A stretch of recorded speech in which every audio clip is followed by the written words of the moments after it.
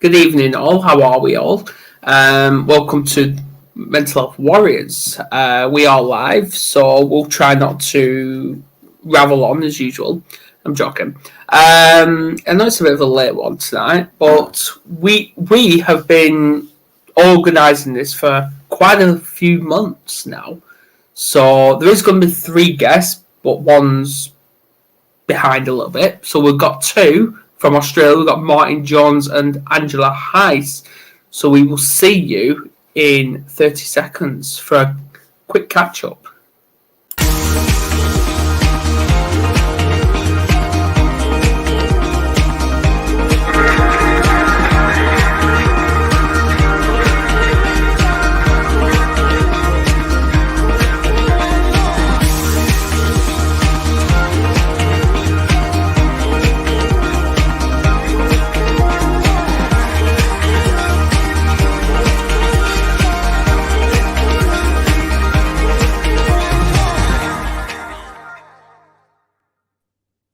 Hello. Good morning. Good evening, Adam. How are you all? Waking up. Yeah, yeah. I think I'm okay. Yeah. Normally I'm in bed at this time, but hey, this is the best time we can actually do.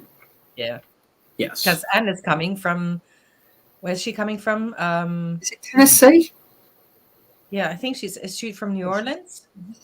I Oh, think. Oh, yeah? I don't know. Louisiana, I think, or Kentucky. One of those. Either way, America. Yeah. Yeah. Make it easy. Yeah, so I thought, hello, Anne's here now. Oh, look. Hi, everyone. Hello. Good to see you. Wow, this is a long time coming. We figured it out. We've done it. Yes. How are you? Oh gosh. Let me just sign out of Facebook here. Okay, you all can still see me. Yep. Doing well. I've had quite a month. I'll just tell you, this is off. Oh, we're live. I don't want this recorded. So yeah. I guess there's only no way to stop recording while I just give you a brief update, huh? No, we're live. that's it. Live now. Okay, well, I will pass on the update then. I'll just tell you. I'll save that for some other time when we're not being recorded. That's okay. But Well, I'm well. Thank you for asking.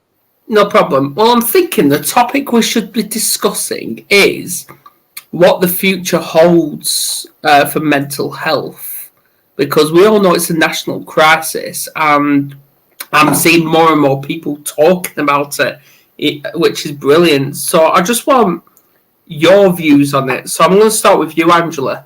What do you think of mental health? Well, I think one of the things, and that's definitely to people like you who do the work to say, there's no stigma attached to mental health. I think it's becoming more okay to talk about mental health. People are admitting when they're struggling, and again, it's the ability to talk about it in an appropriate way. Look, I don't know what's going on for Anne in her life, but being able to talk to people and say, I want to keep it in a certain context. That's okay. I don't have to broadcast it to the whole world. But I think it's important that we do talk about mental health, and there are a lot of initiatives out there, but we need to do more, and that's why we're here. Absolutely, Martyn. Yes, well, it's a big topic, isn't it? I mean, I agree with Angela. I think we have come a long way, but we have a long way to go. And it's great, people like yourselves bringing this topic to communities. And I think, since with COVID, post-COVID, there is a lot more mental health issues, and I think more will keep coming as people suffer with whatever job loss or financial issues. So I think it's a huge topic that as Angela said, we need to talk about more. Absolutely. What about you, Ab? Well, first off, Adam, I just want to appreciate you for offering this platform with the Mental Health Warriors. It's so important. How cool that we're on 3 continents right now, and we can bring together our wisdom and hopefully inspire other people that you can heal from mental health issues. And like Martyn was saying, COVID has just driven these issues even more. A lot of people are suffering right now. And because there's so much stigma around mental health, a lot of people aren't talking about it and they're suffering in silence. And here in the States, we see a lot of mental health issues falling through the cracks with conventional medicine. And so I think the first step is to notice the healing power of community and start talking about it and bring not only our personal experiences, but professional experiences as well, and just see how we can uplift each other to transform this area of our health. Yeah, absolutely. And that I feel like this leads on to my live this morning with Kim Dunlop. We all know her, where we actually was talking about overcoming trauma, because we've all experienced trauma. It doesn't matter who you are, but it's how you deal with that trauma in moving forward. Exactly. So true. Emotional trauma is, I like to say, it's the number one toxin in the room. When you hear about environmental toxins and everything, it's like, well, we have to also address the emotional toxins, which is trauma. And I used to work at a residential therapeutic retreat center for people that would fly here where I live from all over the world to address addiction, anxiety, depression, PTSD. But what they're doing at the root is addressing the trauma underneath the addiction. Yeah. When we address the trauma, then it heals so many other chronic health issues that show up. Absolutely. Well, go on, Martyn, were you about to say something? No, I was just nodding. Yeah, agreeing. Okay. I think we're starting to expand the definition of what mental health really means. It used to be it's an imbalance in the brain, or somebody is not quite right. So there was a judgment attached to it that there was something wrong with people, and it had to be cured with medication, or people had to be locked away, or whatever it was. And now we're saying, okay, there could be addiction, but then we go down the rabbit hole of what is addiction about, and then we go into lost connections, and we go into loneliness, and then also into all of those things. And then we look at the brain-gut axis, the brain-gut connection, that if we don't eat well, that impacts on our mental health. So the whole what we eat most of the time isn't really nutrition anymore, So there are all these aspects to mental health. Again, when we live in an environment where we can't be authentic, where we have to pretend that we're somebody else, that impacts on our mental health. I'm sure that you could add some more to that. Yeah, absolutely. And I feel like the only way I can add to that is people mask. They mask a lot. And definitely more males than females. Because men's mental health, there's still that stigma attached to it. But I see it slowly being destigmatized. But without sounding sexist, it's partners and women that are still thinking men are the man of the house, so they need to buckle up, man up, and all that. But really, no, they shouldn't. Because vulnerability and showing emotions, that's strength right there. But I mean, for most of my life, I thought being vulnerable was such a weakness, of course. Yeah. Until I worked on myself and realized it was such a strength, because I'd been around mental health my whole life with my mother and my first partner. Mum had nervous breakdowns. My partner was eventually diagnosed with bipolar. So there were some lessons around that for me. But because, as you said earlier, Adam, there was so much judgment. I know people would talk behind Mum's back, she's not well. So, of course, I grew up thinking, well, that's not okay. So I'd stuff away my sensitivity and not allow it, not allow it to be seen. So I'd hide all those parts of myself which I thought were not okay. So, wearing many masks. Yeah, absolutely. And that all stems back to, as you said, Angela, about the medication, because obviously when I was doing my level 3 course, which I've completed, I touched on ECT, which is electroconvulsive therapy.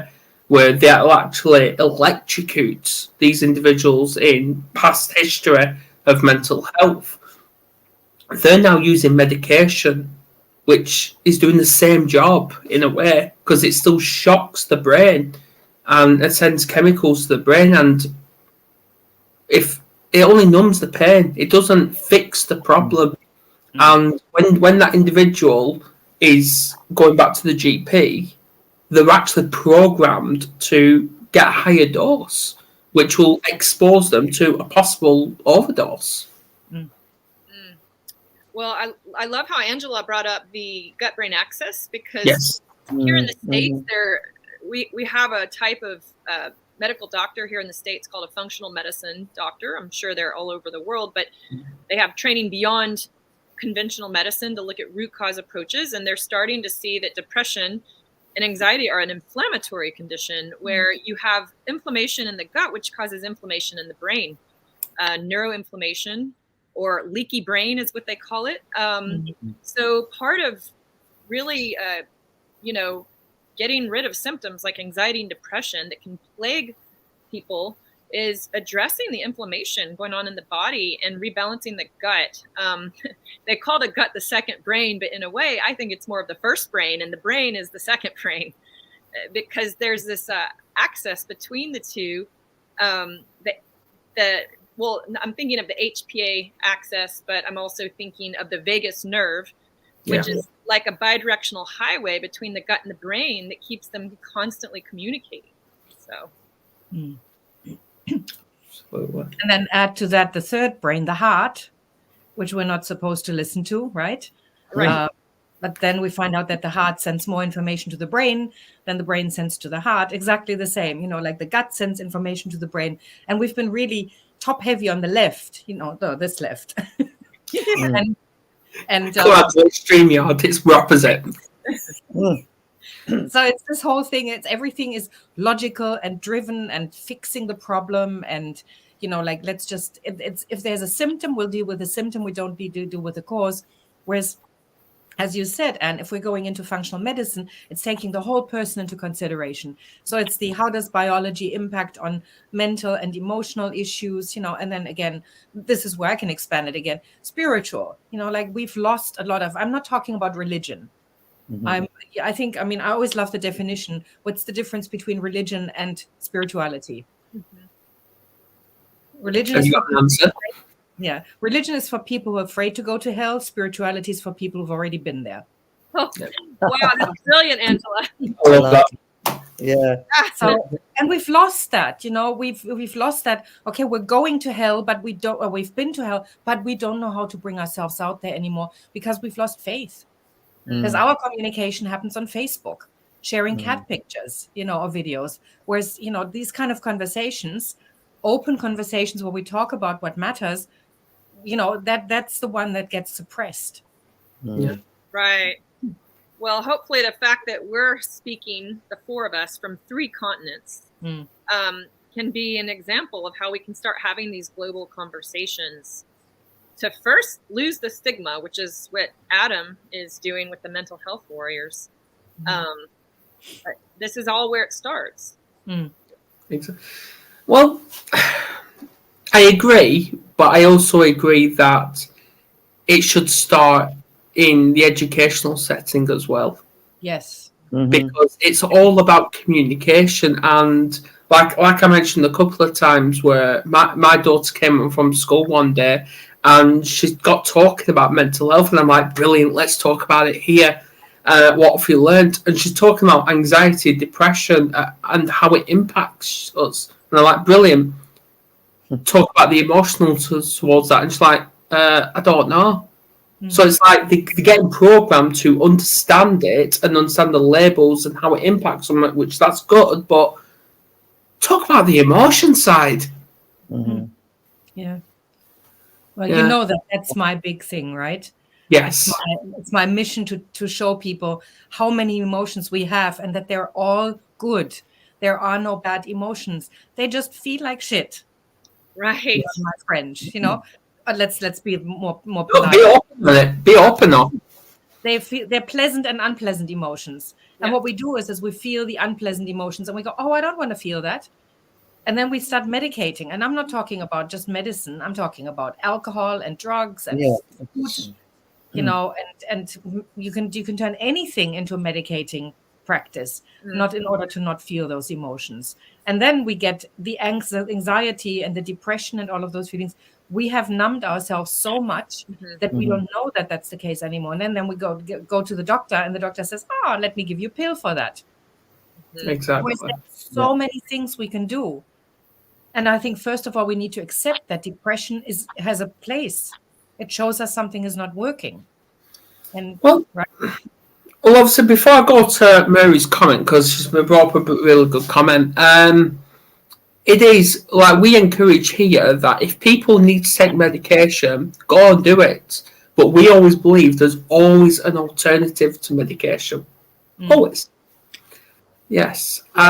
Mary Pott, and then, you know what, I'm actually going to post it here. It's brilliant. 90% of our body is water.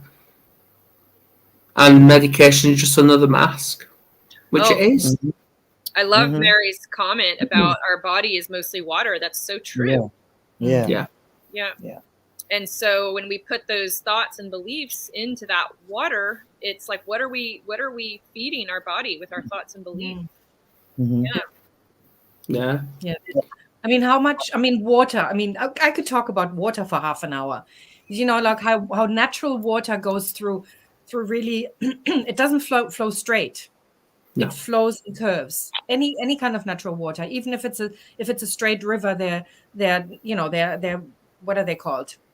God, what are they called when the water circulates? And come on, guys, help me out here. Fountains? The fountains? No, when a river flows, it doesn't flow straight. There are all sorts of eddies. Eddies, thank you. Yeah. And we have water flowing through straight lines. And there's now evidence that where first of all, it's what is it in London? When we take water from the tap, it's already gone through the human body 12 to 15 times. So we don't get natural water anymore. We get water that flows through straight lines, doesn't have any of that, and it has antidepressants, hormone pills, drugs, and all sorts of things in it that people have eliminated from their body that gets then, cleaned in a plant and then goes back into the body. So we're starting to toxify from the inside out. Well, I was going to ask all three of you actually what you have found to be the most powerful healing tools to get rid of depression and anxiety symptoms, or to rebalance the brain chemistry and the gut and all that. Like, have you all used some of those alternative? I don't even like to call them alternative, really. I like to say integrative healing tools that has been the most helpful for you. You want to start? Oh, are you asking me to start, or? No, you was asking us, so we'll do the starting. I want to hear from you all. I have my own, but I want to hear from you all. What have you found to be most powerful that has really been the needle turner in your own lives, or you've seen in your clients' lives? I'm not sure that I could say it's the most important one, because there's a whole combination of things. Food, definitely. Like eliminating sugar from to a large degree. I mean, it's really hard to avoid it, but taking sugar out of ready-made foods and buying and literally cooking from scratch has really made a difference. Meditation, absolutely crucial. Again, filtered water. Like I've got 2 filters in my house, and I filter everything through that. Exercise, mindful exercise. It doesn't have to be really strenuous, but just moving.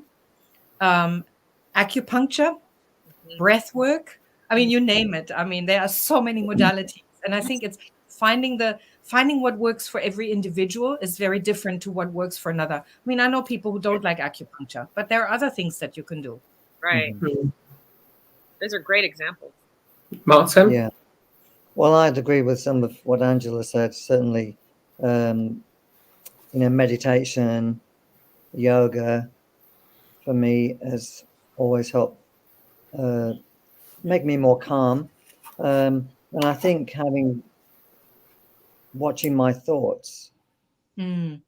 And having done a lot of, I guess, work on myself, it's easier to come back and say, hold on, I can either go down that rabbit hole or I can choose an alternative. So that's, a great help. I mean, emotional education, which is what Adam talked about earlier briefly, and I think that's, what we need in schools is some emotional education. So we have the knowledge to be able to respond differently or think differently. Mhm. Yeah, I agree. I agree with both Angela and Martyn, but when it comes to education, I don't just believe they should just focus on the emotion side. They should focus on the communication side with their own subconscious and conscious mind. That's what they should be doing also. But with me, the tools, I always see me attempting suicide in 2019. That was my big turning point. And that's when the tools started coming to me. So I started meditating. I've quit sugar. I've quit caffeine. I've quit drinking. I've quit sugar. I drink filtered water all the time. I get whinged at, but I don't care because, hey, we've all got our opinions, haven't we? But normal milk, I don't drink that anymore. I'm on almond milk at the minute. So, yeah, big lifestyle change. And I love it. And Sorry, Anne, go. you go, Angela. I'm clearing my throat. You go ahead. Okay. Well, I would just add, I love all the things you all mentioned. Making some dietary changes as well. I don't eat gluten or dairy. That's been a big needle turner, and I rebalanced my gut, and that was huge. And then learning about detoxification, which I do safely through a functional medicine doctor, just doing a 7-day detox a couple times a year, just kind of, we carry something called a toxic load, which I learned about, and just lightening that and cleaning out the diet and just letting the body heal has made a huge difference. And then as far as the emotional piece goes, some of the therapies that have really helped me a lot is something called EMDR and brain spotting. Yes. Because that goes back to the limbic brain, where we store trauma and emotion. It bypasses the thinking brain. And that's been really helpful as well. Absolutely. Yeah, we've also got Caroline tuned in. Hi, Caroline. Yeah, we've got a comment off Robert Brooker. He's in Canada, and he's uploaded a quote from junior kindergarten, which leads me to a question: do we actually earn tools? Because I don't think we do earn tools. I think they just come to us when we're ready. Like, the tools are always there, but it's when we're ready to get them and grab them. Well, it sounds like what Robert's asking is that will serve us for life. So I feel like it's more like a lifestyle that we take on, a wellness lifestyle, where it just becomes part of who you are. And whether that be exercise or meditation or a certain way you eat, sleep is also so important. Oh, yeah. Yeah. Making sure that you are getting adequate sleep and have proper sleep hygiene is huge. Absolutely. Yeah. Yeah. I think Robert meant to write learn tools. Yeah. Yes. Did you mean learn, Robert? That makes more sense. It does, yeah. Because he put, I'm feeling the tools that encourage interpersonal communication. Absolutely. I think Mary made a really good point by saying mindset. Because again, what we're learning, and I think that is also something that translates into other areas of life.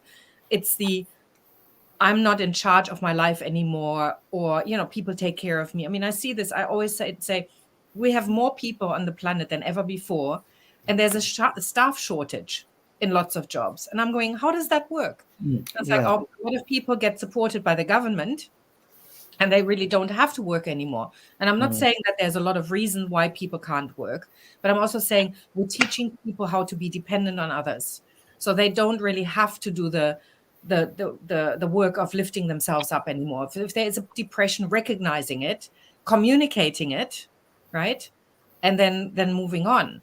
And so we're just getting into this, and I'm calling it deliberately a victim state. No, I'm hostage to my emotions. I'm hostage to my my mental health. So that's an attitude that is counter and productive, because if I go, okay, this is how I'm feeling right now, and this is what I can do about it, and I can feel myself going down a trajectory that I really don't like, I'm going to change that. It's very different from, okay, I give up. This is just the way it is. Yeah. See, before I became a dad, which was about 11, 12 years ago, I was doing a business course, and I was obviously making T-shirts and stuff like that. And the person that taught me this quote, and it's actually, excuses are the tools of the incompetent which build bridges to nothingness.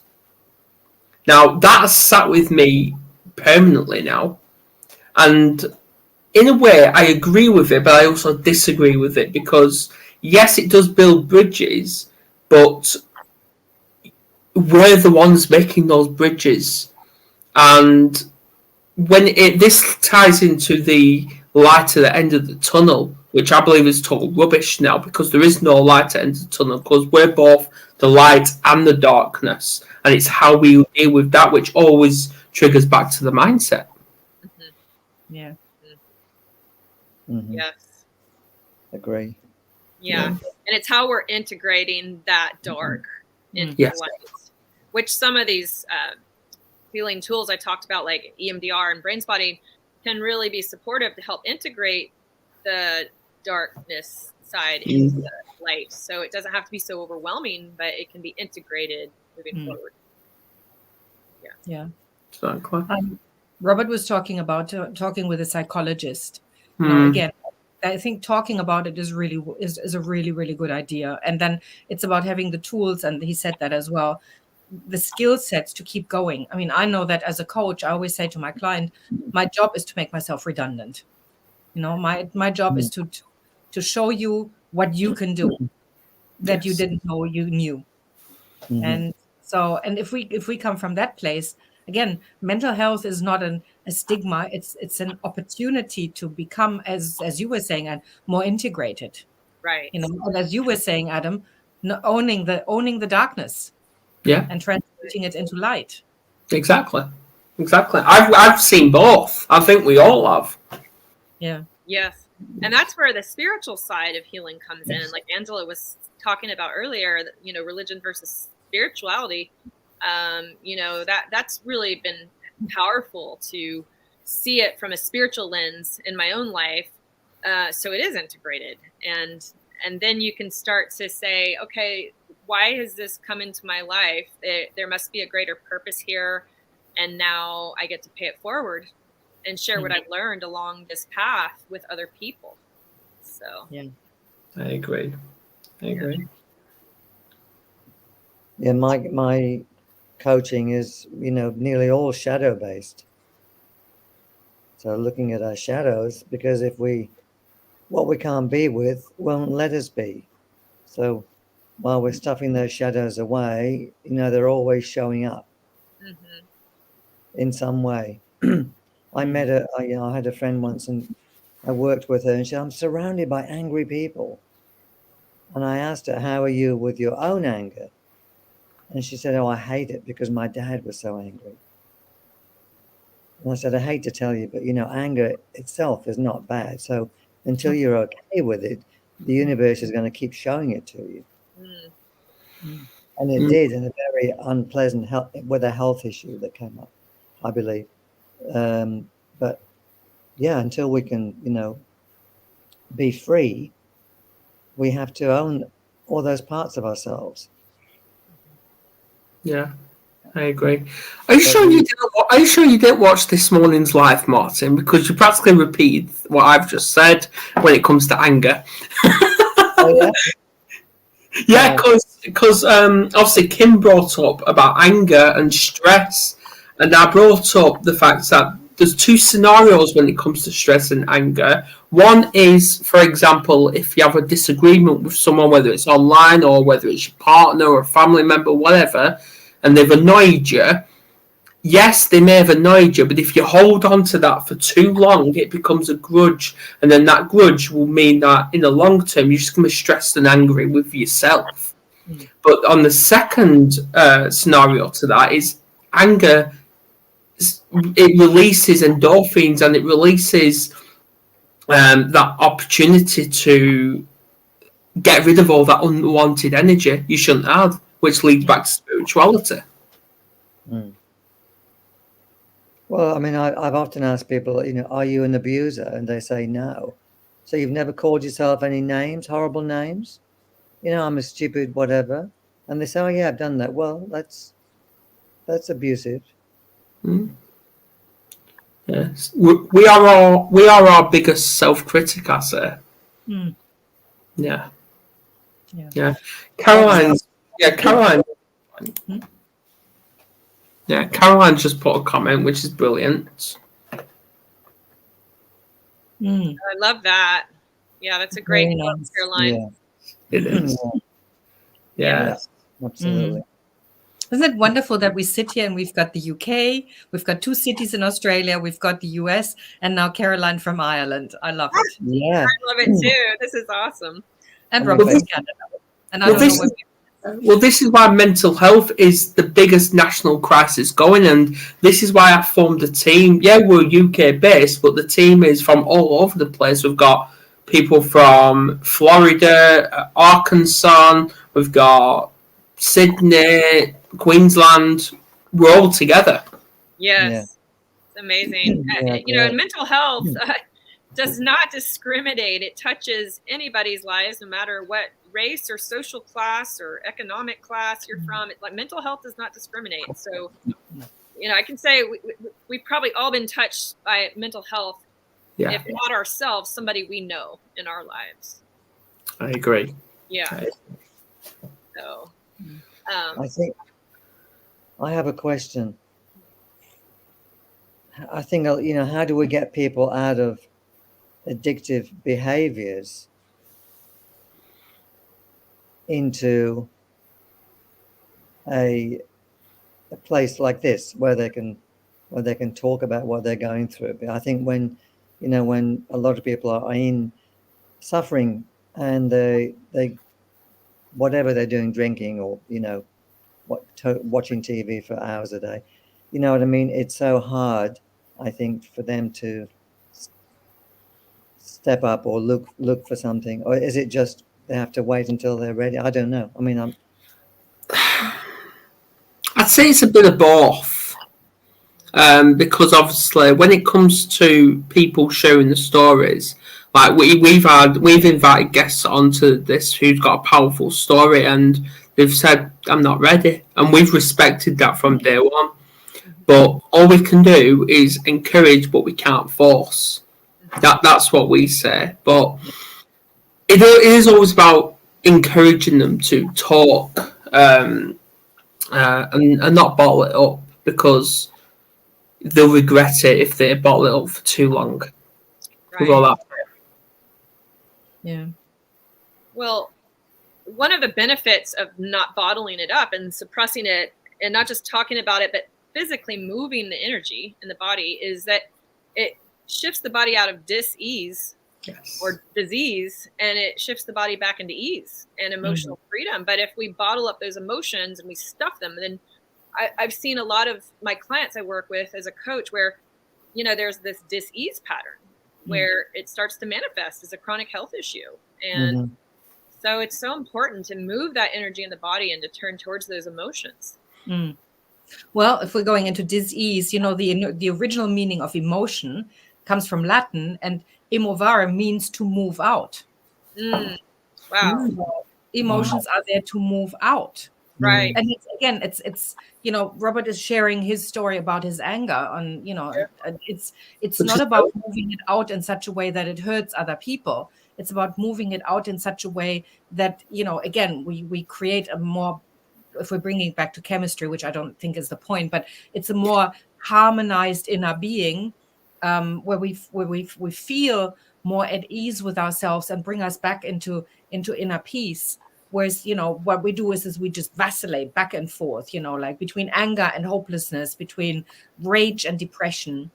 Yes. And when we teach people how to manage these emotions and move them out in a gentle way, and I know that you can do that, because that's, I teach that, is you can move it out in such a way that it actually strengthens the relationship.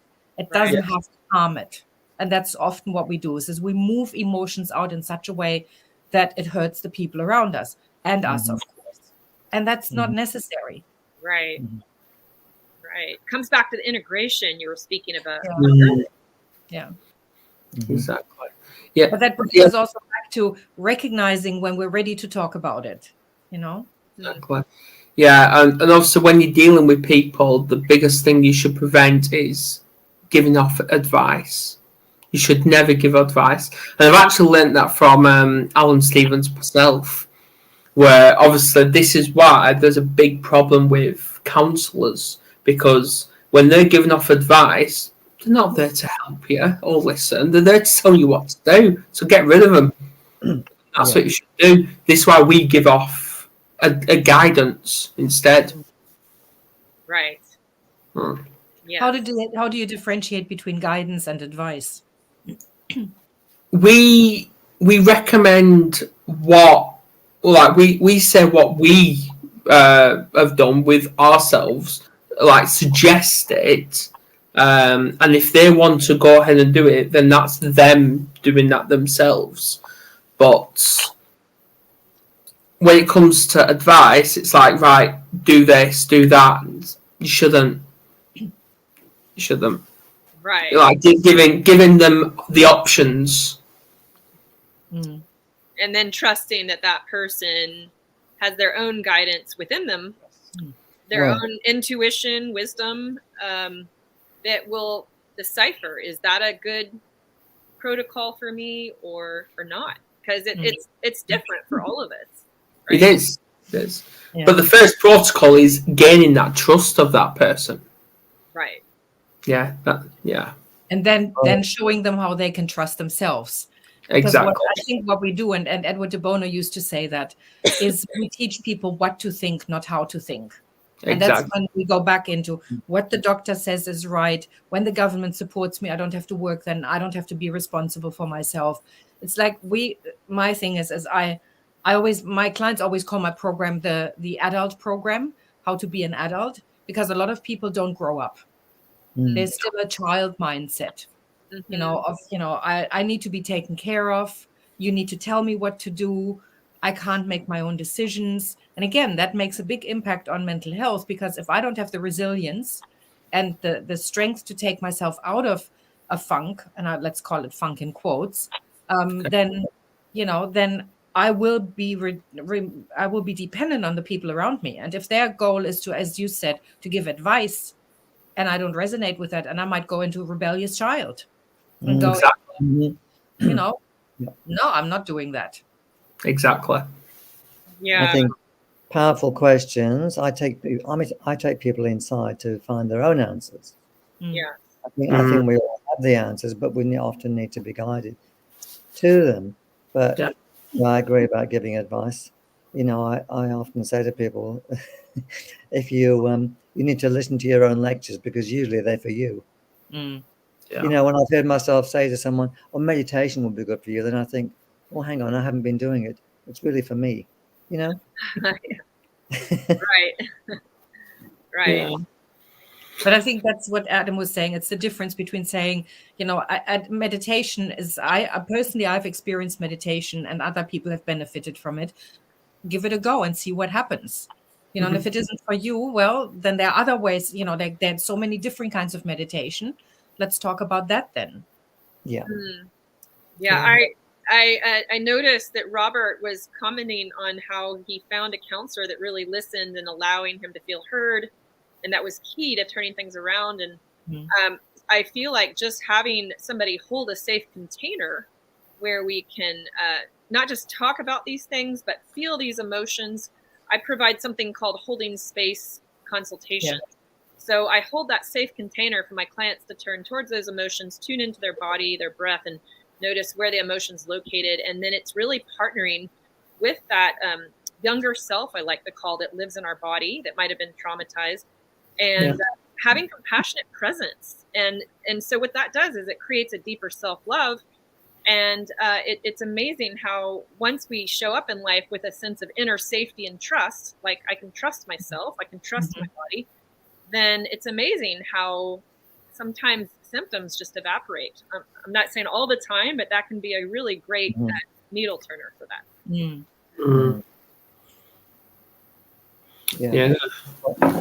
Yeah. Well, I do like it that Robert he just comments after comments, because it shows that he's seeing this as a safe space, which is brilliant. Yeah. Thank you, Robert. Thank you. Yeah. Thank you. Yeah. Awesome. The delivery of that payload, you listened to me, it almost resulted in tears of joy. Exactly. And that takes back to men as well, where we're being programmed to prevent ourselves from crying. Have you experienced that, Martyn? Yes. Absolutely. Yeah. Yeah. How have you resolved that? How did you overcome that? I think when I did the shadow work, and two of my biggest shadows were sensitivity and weakness, because I was a really sensitive child, so I'd stuff the tears away, when really I guess finding the gifts in the shadows. So the gifts in my sensitivity were gave me an open heart and compassion to be able to listen to and help other people. So I'm very okay with my sensitivity now, and I can cry easily. Yeah. So I just find it really weird how when I'm depressed, which I haven't been depressed for a long time, I seem to turn to depressing music, like, for example, a little bit of Evanescence, like soft rock. I listen to her and she lifts me back up again. Is that normal? Everybody has their own formula. Yeah. What's normal, Yeah, I was just about to say. Yeah. If it works, don't what's the expression? If it ain't broke, don't fix it. Or no, if it isn't broken, I can't remember. There's an expression about that. If it works for you, then do it. Yeah. We've all got our own methods. Yeah. Right. So, what's next? What do you think is next for mental health in the general? Education. Yes, education, empowerment, and seeing it from a comprehensive. A word we use in functional medicine is multifactorial approach. There's not one needle in the haystack we're looking for that's a cause. There are usually multiple root causes. And when we can see the whole person as a body, mind, and a spirit, then that is going to have a lot of profound positive effect. Yeah. I watched a video on LinkedIn last year, it was, by Paul McGregor. He's a mental health advocate, and he actually compares the connection between us and mental health as Lego, where obviously it shatters into a million pieces on the floor, and then you slowly start rebuilding whatever was on there. And that's what our life's all about. We slowly rebuild, but we change it. We spice it up a little bit. Yeah. We may end up with a totally different Lego model, right? Exactly. Yeah. Yes. Probably starting making a plane, but it turns out it's a house or something. I don't know. Yeah. Figure of speech. Martyn, what do you think about? Well, I think education, absolutely, and I think educating young people, as we talked about earlier, so hopefully they don't grow up with so much baggage. I think we have an epidemic now of just either no self-esteem or low self-esteem, which causes addictions, and we have then mental health issues. So if we accept ourselves for who we are, would that eliminate a lot of mental health issues? I believe it could. and that it really goes back to educating kids. Yeah. Great. Yeah. And part of that's just dropping the stigma. And so, the younger generation is growing up not feeling like stigmatized by it, but knowing that so many people have had mental health issues. And the more we can normalize it, just as important as our physical health. Like, you wouldn't feel stigmatized talking about having diabetes, for example, just as but why do we feel so stigmatized saying, oh, I've had a history of depression or anxiety? So dropping the stigma can be a big help as well. Yeah. Exactly. I agree. I totally agree. Any last words? Either of you? Thank you for creating this forum, because this is where it all starts. Yeah. Yes, it is. Martyn? I think, we're all okay as we are. We just need to really learn how to love ourselves completely. Yes. I think this whole journey here is, a school of self-acceptance and self-love. Yeah. I just love what Martyn said. It's not about fixing anything. Nobody needs to be fixed. You're brilliant just as you are. And it's about coming back to our wholeness. And that starts with self-acceptance and self-love and creating a community, a healing community with others. Yeah. Yeah. Absolutely. And that takes back to gratitude, which is a whole nother show. Yeah. Well, thank you all for coming on. I really appreciate it. Thanks for all the comments. This will end up on Spotify and Amazon Music because we're now on there. So yes, our beautiful voices will be heard. Well, I'd say 3 out of 4, but hey, I'm joking. But yeah, that's it. We're shutting down the week with this. Thank you, Adam. Thank you, Adam, for hosting this. Yeah. I know. Great to see you again. Let's get this shared and we'll see you next week. Wonderful. Bye.